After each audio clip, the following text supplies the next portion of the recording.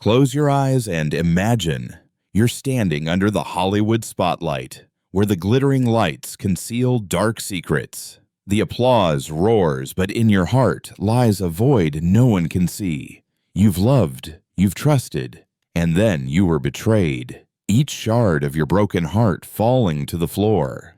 This is the story of Angie Dickinson, the screen queen who once captivated all of America. At 93, she opens the door to her heart, revealing love stories that not only made her fall passionately, but also tore her soul apart. Frank Sinatra, Burt Bacharach, Larry King. 3 men, 3 nightmares. They weren't just loves. They were deep scars that shaped and shattered her life. Are you ready to step into this world of tears? Join me as we uncover the story of a resilient woman facing manipulation, betrayal, and unrelenting pain. Angie Dickinson, born on September 30th, 1931, in Culm, North Dakota, wasn't destined to become an icon. In a small town where wheat fields stretched endlessly, Angie grew up surrounded by poetry and dreams that reached far beyond the horizon. Her mother, a stern but loving woman, once said, "You have eyes that could melt the world." But Angie didn't know those very eyes would lead her into a world full of traps. No acting school, no powerful connections. She arrived in Hollywood as an outsider, armed only with a passionate heart and steely determination. Within a decade, she achieved the impossible. From minor supporting roles, Angie outshone hundreds of starlets, starring in over 50 television films and becoming America's first female action hero. Her role as a policewoman in Policewoman wasn't just a career milestone. It was a symbol of breaking gender barriers in the 1970s. She was a pioneer, a star, not only beautiful, but strong, independent, with eyes that told 1,000 stories. Yet that dazzling aura hid a bleeding heart. Wounded by the men she loved so deeply, she forgot herself. They didn't just take her love, they took her very essence, piece by piece. Let's start with Frank Sinatra, the king of swing, the man who made millions of women swoon with a single smile. For Angie, Frank was a dream that turned into a devastating whirlwind. In the beginning, he made her feel like the center of the universe. Every morning, bouquets of red roses arrived at her Los Angeles apartment, accompanied by handwritten notes. "You're my inspiration, Angie." Evenings by the pool, under the silvery moonlight, he'd hold her hand and whisper, "I've never met anyone like you." She believed him with all her heart. She loved him with all the innocence of a girl from North Dakota who hadn't yet learned that Hollywood was not just light, but also darkness. But then, Frank's mask fell, revealing an entirely different man. When Angie took a role in a film with a kissing scene, Frank changed. One evening, in her apartment, he threw the script in her face, his voice icy. "You're mine. No one touches you, not even on screen." His jealousy knew no bounds. He forbade her from meeting male friends, controlled her schedule, and even hired people to follow her on set. Angie recalls a morning when she woke up to find a stranger standing outside her door, eyes fixed on her. It was Frank's man she knew.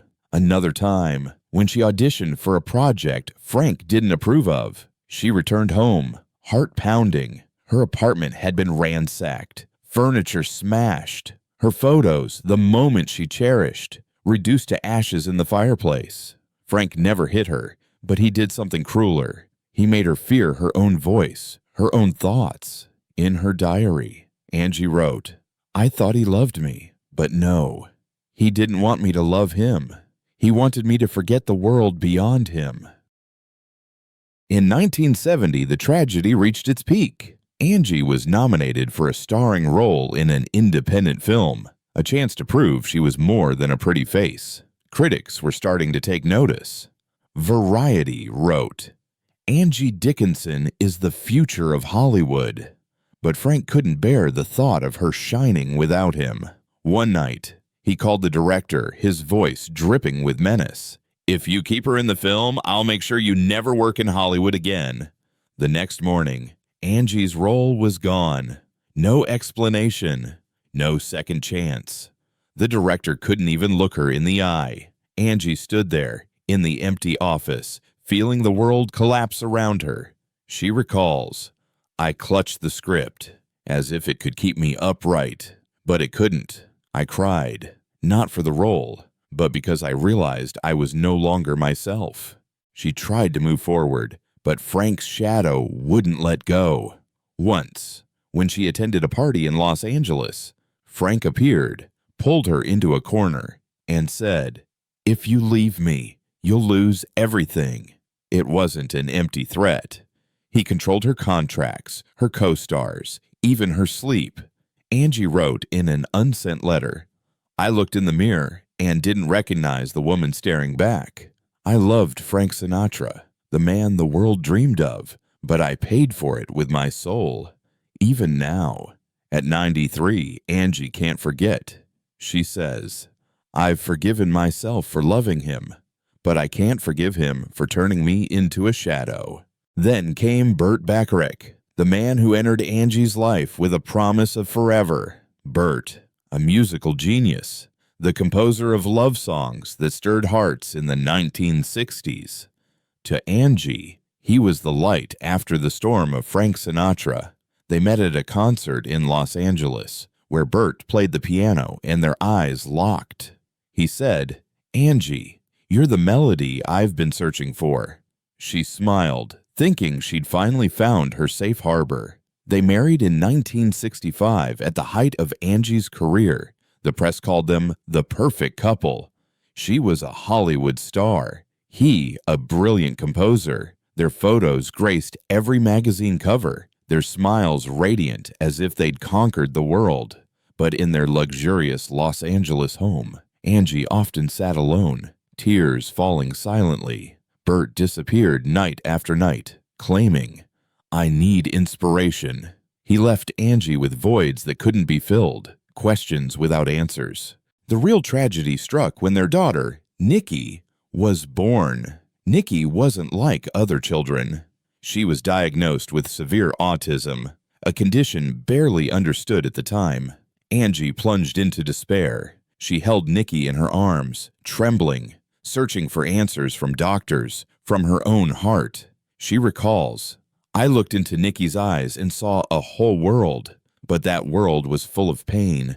I just wanted her to smile, just once." But Burt, who should have been her rock, turned away. Once, when Angie begged him to stay and face it together, he coldly asked, "Will she disrupt my schedule?" From then on, Angie carried the burden alone. Sleepless nights by Nikki's side, trips across the country seeking treatments, tears shed when Nikki couldn't speak a single word. Burt chose escape. He dove into New York parties, surrounded by young women, yachts, and dazzling lights. Angie tried to hold on, for Nikki, for the family she'd once dreamed of. But then, the harsh truth crashed down. One night, while pregnant with Nikki, Angie woke in the middle of the night. Laughter echoed from downstairs. Not just Burt's. A young woman, an up-and-coming singer, was in his arms, in their home. Angie stood there, hand on her belly, feeling her heart rip apart. She confronted Burt, but he merely shrugged, saying, "You're too sensitive." It wasn't the only time. Burt cheated repeatedly, even bringing lovers home while Angie slept beside Nikki. Another time, when Nikki needed special treatment, Angie called, begging him to sign the consent forms. He replied, over the phone, his voice flat, "I'm busy recording. Don't call back unless she dies." Those words were a dagger to Angie's heart. She wrote in her diary, "I begged him to be a father, but he was just a stranger in a designer suit." They divorced in 1981, but the wounds Burt left never healed. Nikki grew up without a father, and Angie carried the pain of a mother who couldn't give her daughter a complete family. She says, "I didn't just lose a husband. I lost my daughter's world. Nikki needed a father, but all she got was abandonment. I look at Nikki, and I see everything I lost. Nikki was Angie's light, but also a reminder of what Burt destroyed. And then, there was Larry King, the man who loved Angie in the cruelest way. Larry entered her life after Burt, when she was already exhausted from her wounds. He wasn't a star like Frank, nor a genius like Burt, but he had a way of making Angie believe he loved her more than life itself. Every touch, every stroke of her hair, every whisper of "you're my everything," Angie, was calculated to control. But Larry's love wasn't freedom. It was a prison. If Angie came home 10 minutes late, he flew into a rage, smashing furniture, shouting that she had betrayed him. If she complimented an actor on television, he shattered the screen, calling her unfaithful. He once secretly installed a microphone in her car just to listen for any mention of someone else. Angie lived in fear, always looking over her shoulder, always wondering what she had done wrong. One time, when Angie tried to leave, Larry drank heavily and smashed his head into a mirror. Blood dripped onto her shoulder, and he whispered, his voice trembling, "I love you to madness. Angie, if you leave, I won't survive, but I won't let you live in peace either." That wasn't love. It was possession, manipulation. Angie gradually lost her friends. Those once close to her vanished because Larry wouldn't allow them to exist in her life. Her career suffered too. Directors hesitated to cast her, fearing Larry's jealousy. Angie's smile, the one that once captivated audiences, slowly faded. In an unsent letter, she wrote, "I used to think pain was the price of great love, but now I know. True love never comes with fear. I lived in Larry's prison, and I didn't know how to escape." One evening, at an event in Los Angeles, Angie tried to reclaim her freedom. She wore her most beautiful dress, smiled for the cameras, but Larry was there, his eyes like daggers. After the event, he pulled her into a corner and said, "You think you can leave me? I'll destroy everything you have." Angie trembled, but she didn't cry. She realized that if she didn't leave, she would lose herself forever. In the end, she broke free from Larry, but the cost was scars on her soul, sleepless nights, and the fear that she might never love again. Frank, Burt, Larry, 3 men, 3 painful chapters in Angie's life. They were icons, men she loved, trusted, even idolized. But they were also the ones who destroyed her, piece by piece. Frank took her freedom. Burt took her family. Larry took her smile. Each left a unique scar, but all of them made Angie doubt herself. They made her feel unworthy of love, unworthy of happiness. She fought, not only against them, but against Hollywood itself, a world where women like her were seen as ornaments, easily replaced. And then, Nikki, Angie's beloved daughter, was the greatest pain of her life. Nikki grew up in a world full of challenges, with autism that made it hard for her to connect with others. Angie devoted her life to protecting Nikki, to giving her the best life possible. She took Nikki to every doctor, tried every treatment, hoping for the day her daughter might say, "Mom, I love you." But Nikki couldn't overcome her own darkness.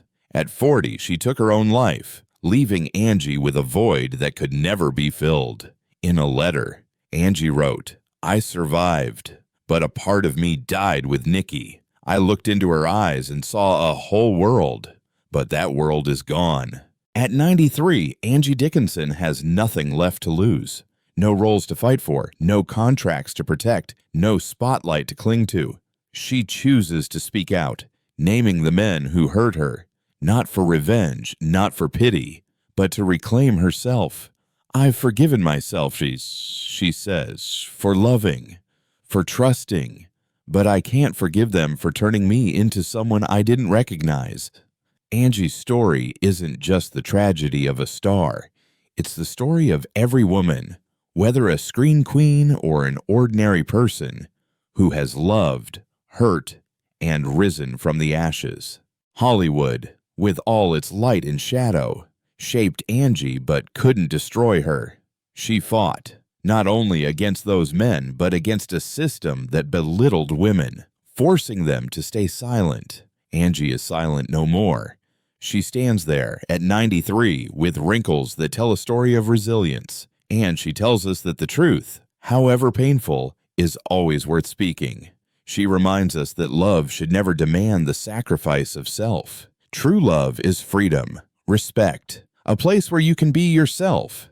Thank you for listening to this story. If it touched your heart, if it reminded you of your own days of joy and pain, please share it. Let the world know that every woman deserves to be loved without paying the price in tears.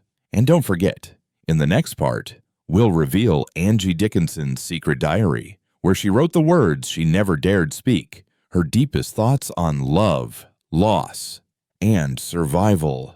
See you again in another journey, where the truth continues to shine.